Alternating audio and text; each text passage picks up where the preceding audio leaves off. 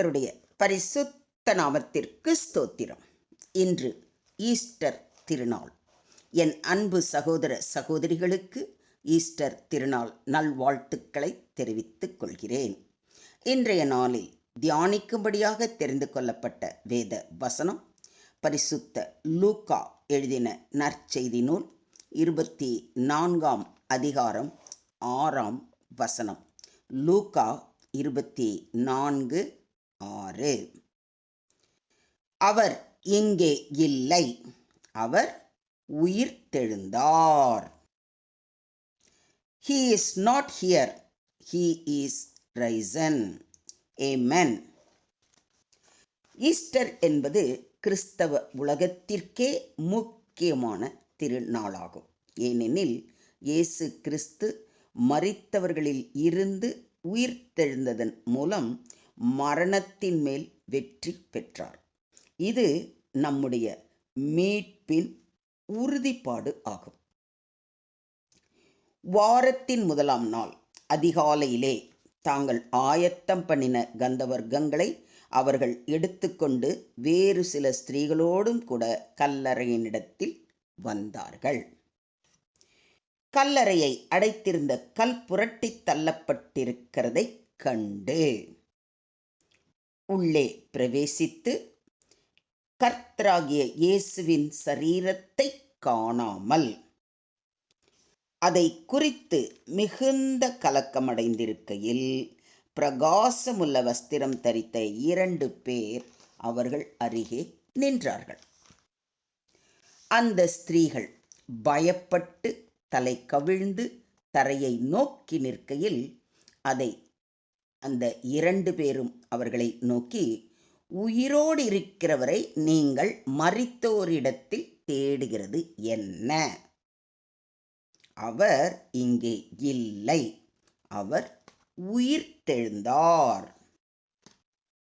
மனுஷகுமாரன் பாவிகளான மனுஷர் கைகளில் ஒப்புக் கொடுக்கப்படவும் சிலுவையில் அறையப்படவும் 3ஆம் நாளில் எழுந்திருக்கவும் வேண்டும் என்பதாக அவர் கலிலேயாவில் இருந்த காலத்தில் உங்களுக்கு சொன்னதை நினைவு கூறுங்கள் என்றார்கள் என்பதை லூக்கா 24ஆம் அதிகாரத்தில் வாசிக்கிறோம். இயேசுவின் புனித உடல் கல்லறையில் இல்லை, அவர் உயிரோடு இருக்கிறார். மரணத்தை கடந்து உயிர்ப்பின் வாழ்வை காட்டுகிறார். மரணமே உன் கூர் எங்கே? பாதாளமே உன் ஜெயம் எங்கே? மரணத்தின் கூர் பாவம், பாவத்தின் பலன் நியாய பிரமாணம். கடைசி எதிரி மரணம்தான். ஆனால் அவர் மீது ஆட்சி செய்ய அதால் முடியவில்லை. பரிகரிக்கப்படும் கடைசி சத்துரு மரணம். இயேசு கிறிஸ்து உயிர்த்தெழுந்தது ஒரு தற்செயலான நிகழ்வு அல்ல.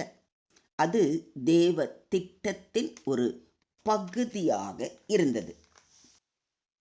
மனுஷகுமாரன் பாவிகளான மனுஷர் கைகளில் ஒப்புக் கொடுக்கப்படவும் சிலுவையில் அறையப்படவும் 3ஆம் நாளில் எழுந்திருக்கவும் வேண்டும் என்பதாக அவர் ஏற்கனவே முன் அறிவித்திருந்தார்.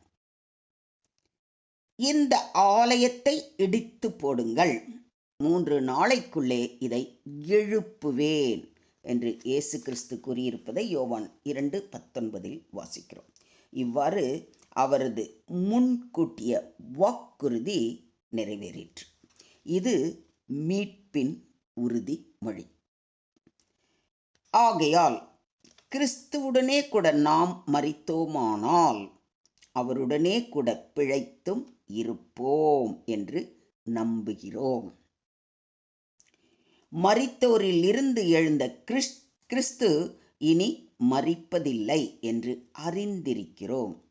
மரணம் இனி அவரை ஆண்டு கொள்வது இல்லை. அவர் மரித்தது பாவத்துக்கென்று ஒரே தரம் மரித்தார். அவர் பிழைத்திருக்கிறது தேவனுக்கென்று பிழைத்திருக்கிறார் என்று அப்போஸ்தலனாகிய பவுல் ரோமருக்கு எழுதின நிருபம் 6ஆம் அதிகாரத்தில் மிக தெளிவாக கூறுகிறார்.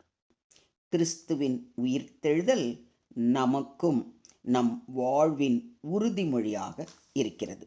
அவர் உயிர்த்தெழுந்ததால் நாமும் அவரோடு வாழ்வோம். இதை விசுவாசிக்கிறீங்களா? நானே உயிர்த்தெழுதலும் ஜீவனுமாய் இருக்கிறேன். என்னை விசுவாசிக்கிறவன் மரித்தாலும் பிழைப்பான் என்று நம்முடைய ஆண்டவராகிய இயேசு கிறிஸ்து கூறுவதை யோவான் எழுதின நற்செய்தி நூல் 11ஆம் அதிகாரம் 25ஆம் வசனத்தில் வாசிக்கிறோம். பாவத்தினால் மரித்த நம் உள்ளங்கள் அவரில் புது வாழ்வு பெறலாம். இந்த உலக வாழ்க்கையையே முடிவாக நாம் கருதக்கூடாது. இயேசுவின் உயிர்த்தெழுதல் நம்முடைய நம்பிக்கையை உறுதிப்படுத்துகிறது. அவர் இயேசு கிறிஸ்து மரித்தோரிலிருந்து எழுந்ததினாலே அழியாததும் மாசற்றதும் வாடாததுமாகிய சுதந்திரத்திற்கேதுவாக ஜீவனுள்ள நம்பிக்கை உண்டாகும்படி தமது மிகுந்த இரக்கத்தின்படியே நம்மை மறுபடியும் ஜெனிப்பித்தார் என்று அப்போஸ்தலனாகிய பேதுரு தனது 1ஆம் நிருபம் 1 அதிகாரத்தில் இவ்வாறு கூறுகிறார். நாமும் தேவனோடு இருப்பதற்கான நம்பிக்கையை உறுதிப்படுத்துகிறது. உங்களுக்கு இந்த உறுதி இருக்கிறதா? ஈஸ்டர் என்பது வெறும் பண்டிகை அல்ல, அது கிறிஸ்தவ நம்பிக்கையின் அடித்தளம்.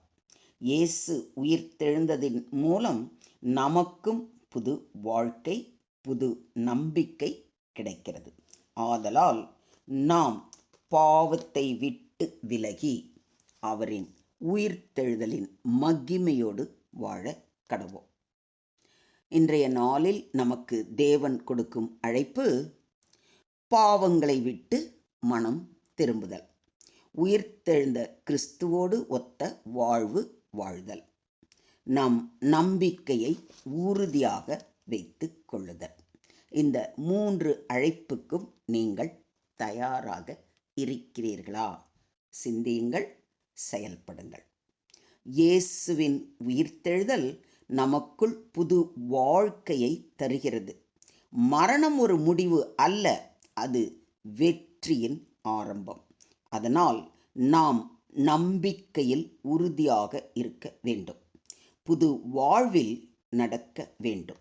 இயேசுவின் மகிமையை உலகிற்கு அறிவிக்க வேண்டும். அவர் உயிர்த்தெழுந்தார். அல்லேலூயா. மீண்டுமாக உங்கள் அனைவருக்கும் என் அன்பின் ஈஸ்டர் நல்வாழ்த்துக்கள். கர்த்தர் உங்களை ஆசீர்வதித்து காக்க கடவர். தேவனுக்கே மகிமை உண்டாவதாக. ஆமேன், ஆமேன், ஆமென்.